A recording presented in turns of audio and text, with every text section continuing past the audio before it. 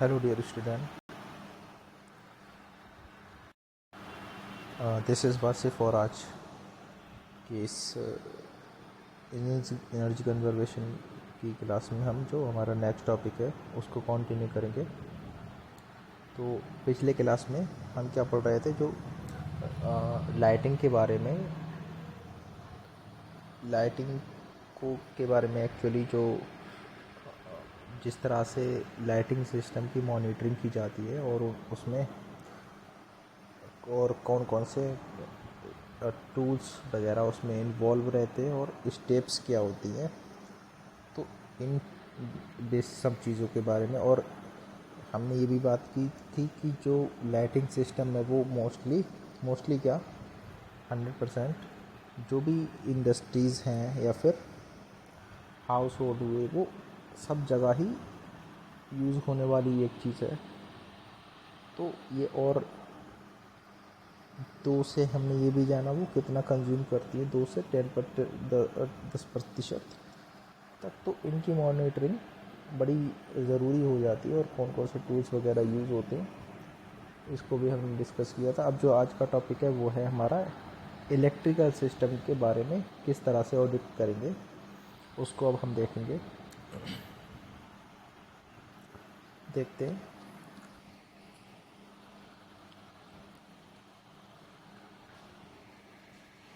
देखें, electrical system electrical energy अंकेक्षण का मतलब है ये ऑडिट।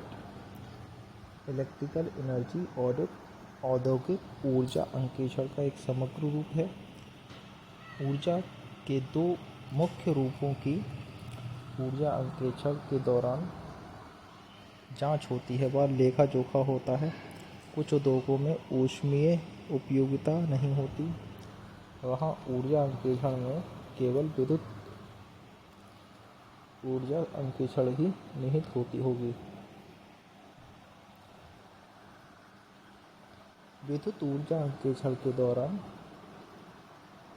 अंकेक्षण के अंतर्गत विद्युत उपयोगिता का अध्ययन किया जाता है, मापन किया जाता है और मेजरमेंट एनालिसिस ये चीज़ें शामिल रहती हैं। एक विशिष्ट जो प्लांट है, संयंत्र है, में विद्युत उपयोगिता के अंतर्गत निम्न घटक आते हैं। पहला कौन सा घटक है? वो है सब स्टेशन व ट्रांसफार्मर, शक्ति वितरण प्रणाली, monitoring system, motor, blower, fans, compressors, pump, light.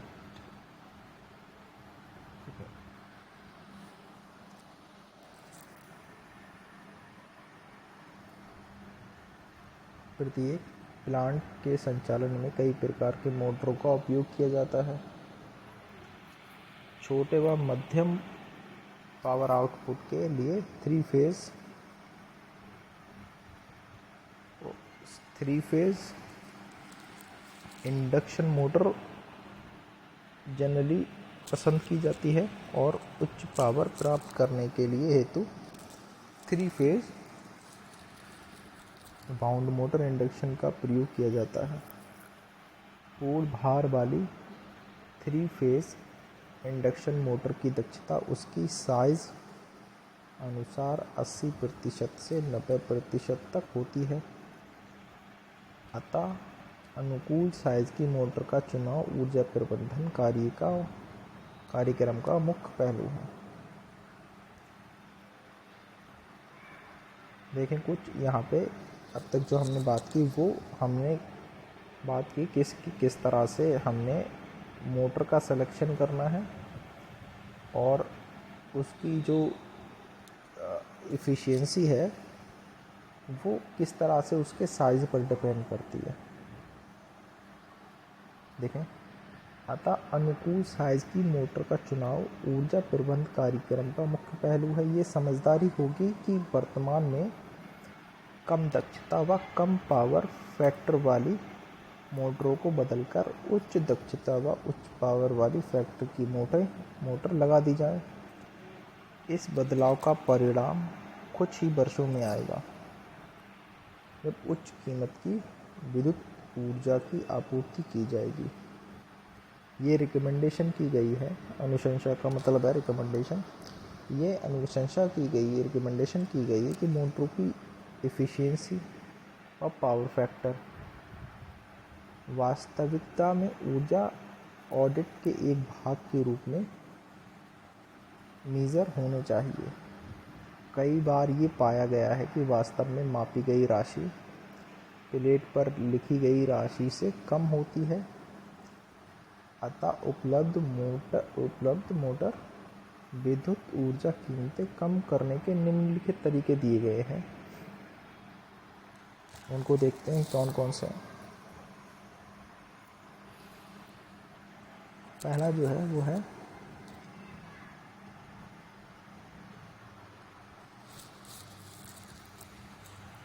वर्तमान में लगी मोटर के स्थान पर एनर्जी एफिशिएंट मोटर लगाना, सही आकार की मोटर का चुनाव करना, क्योंकि हमने इससे पहले देखा कि जो एफिशिएंसी है वो 80 से 90% उसके साइज़ पर डिपेंड करती है।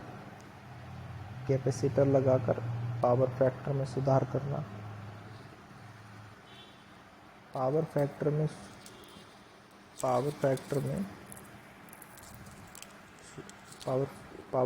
में सुधार, डिमांड चार्जेस को कम करना,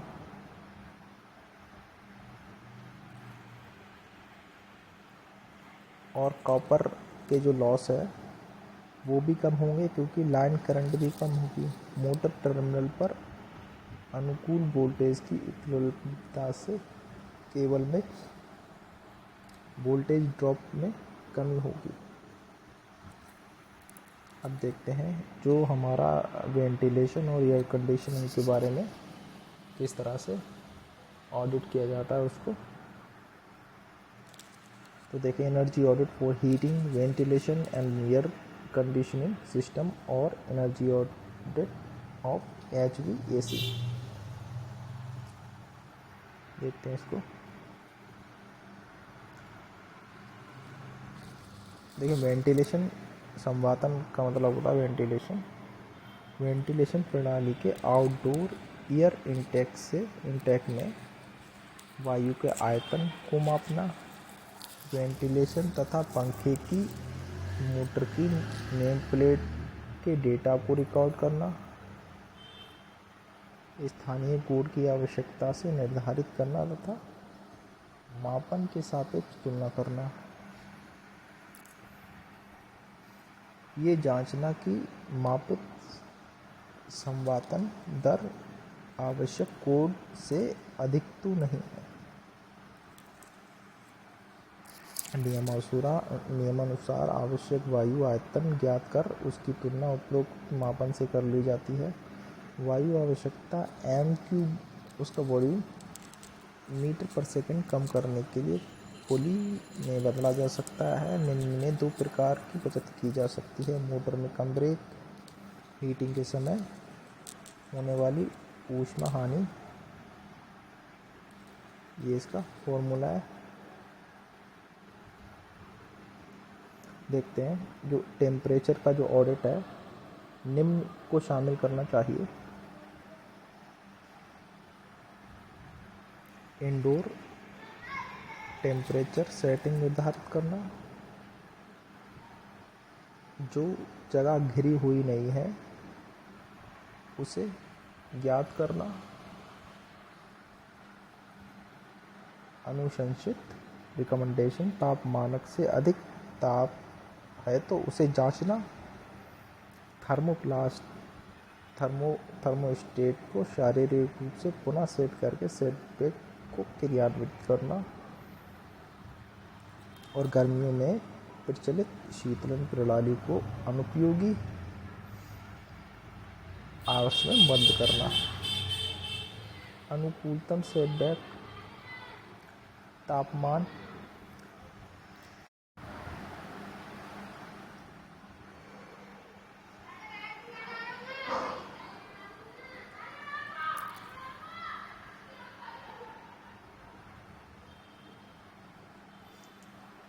अब देखते हैं HVAC एनर्जी कंजर्वेशन अपॉर्चुनिटीज़ कि HVAC का जो फील्ड है उसमें हम एनर्जी कंजर्वेशन की क्या अपॉर्चुनिटीज़ हैं और किस तरह से हम उसको एनर्जी कंजर्व कर सकते हैं। देखें, माना जाता है कि HVAC प्रणाली तथा लाइटिंग पद्धति भवन की सबसे अधिक ऊर्जा का उपयोग करते हैं, अतः ऊर्जा के उपयोग को व्यवस्थित करने व कम करने के लिए इको पर विचार करते हैं। यहाँ इको के 5 टर्म्स दिए गए हैं: turn it of, turn it down, turn it up, turn it around, turn it out. Motor की नवीनतम सूची को तैयार करने के लिए नेम प्लेट डेटा का प्रयोग करना व प्रत्येक पर अनुरक्षण की सूची तैयार करना, समय घड़ी व अन्य उपकरणों को सुचारू रूप से चलाने के लिए प्रतिदिन चेक करें। कार्य दिवस के अंतिम अवधि के दौरान तप्त व शीतलन प्रणाली को कम या बंद कर दें।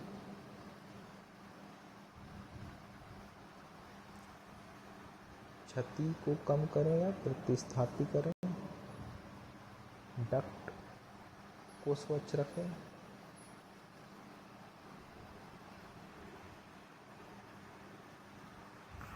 डक्ट गाइस क्या होती है? जो HVAC सिस्टम होता है जो पाइपों के थ्रू आता है, इन्हीं को हम डक्ट्स कहते हैं। इस तरह के अब देखें अब क्या है हमारा टॉपिक। अब जो टॉपिक है वो है एनर्जी रिपोर्ट का। जो हमारा जो एनर्जी ऑडिट का रिपोर्ट का जो फॉर्मेट होगा वो यहाँ पे दिखाया गया है। देखें, acknowledgement, executive summary, energy audit option at glance and recommendations, introduction about the plant, plant का इंट्रोडक्शन होगा। General plant detail in description, जो प्लांट जिसका ऑडिट किया गया उसकी डिटेल डिस्क्रिप्शन होगा। एनर्जी ऑडिट टीम के बारे में बताया हुआ, component of the production cost, raw material, energy, chemical, man power, overhead, others की जो प्रोडक्शन है उसमें कौन कौन सी फैक्टर्स इन्वॉल्व है। रॉ मटेरियल होता है, एनर्जी होती है, केमिकल्स हैं, मैन पावर, ओवरहेड का मतलब है इन सब के अलावा अदर ओवरहेड जो चार्जेस होते हैं। Major energy use and areas, किन किन मेन एनर्जी एरिया कौन कौन से हैं जहाँ पर एनर्जी को यूज़ किया जा रहा है।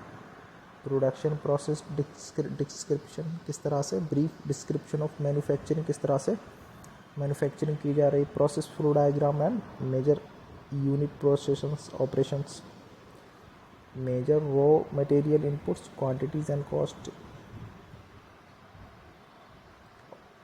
And then energy and utility system description, list of utilities, कौन कौन सी उपयोगी जो चीज़ें हैं, brief description of each utility, electricity, steam, water, compressed air, chilled water, cooling water, detailed process flow diagram of energy and material balance, flow chart showing flow rate, temperature, pressures of all inputs and steams, water balance for entire industry,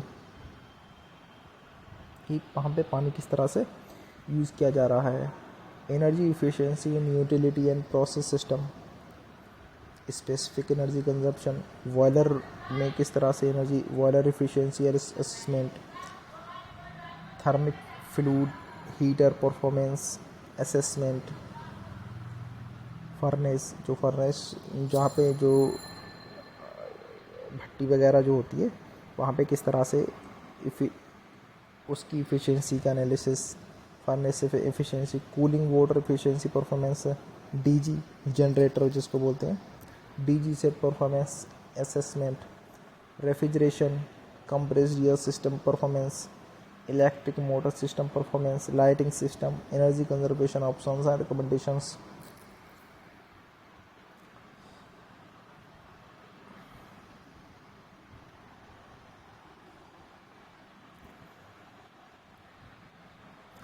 देखिए आप जो है वो energy conservation options and recommendations क्या रहेंगी, list of option in terms of low cost, no cost, medium cost, high investment cost and over energy and cost saving and पे back, implementation plan for energy saving measures, annexures, list of energy audit worksheet, instruments, vendors and other technicians.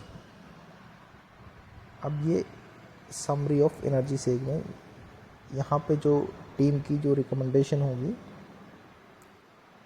उनको ये list बनाकर उसमें दिखाया जाएगा। और type of priority of energy saving measures कि किन किन वो फील्ड है जिनमें एनर्जी को सेव करने की ज़रूरत है, ये लिस्ट देख सकते हैं। देखें reporting format for energy conservation recommendations, यहाँ पे गाइस सारी डिटेल लिखी जाएगी, क्या क्या जो ऑडिट करने वाली टीम है उसने जो भी फैक्टर्स है, लाइटिंग है, डीजी है, वो किस तरह से कितना यूज़ कर रहा है, सारा डेटा यहाँ पे लिखा जाएगा। और अपनी तरफ से और ज़्यादा उसको एफिशिएंट बनाने के लिए जो रिकमेंडेशंस होंगी उनको भी यहाँ पे लिखा जाएगा। ये देख सकते हैं आप, देखें जैसे लिखा है डीजी के बारे में है ये जनरेटर,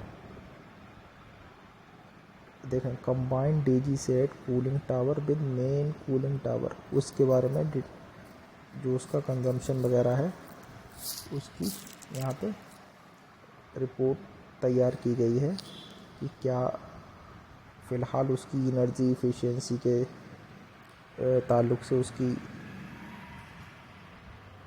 वर्किंग है और क्या फर्दर रिकमेंडेशन की जा सकती हैं। ये कैलकुलेशन हो गई।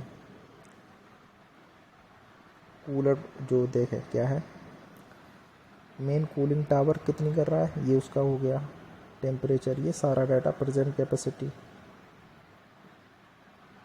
तो ये रिपोर्ट एक्चुअली यहाँ पे दिखाई गई है, देख सकते हैं आप।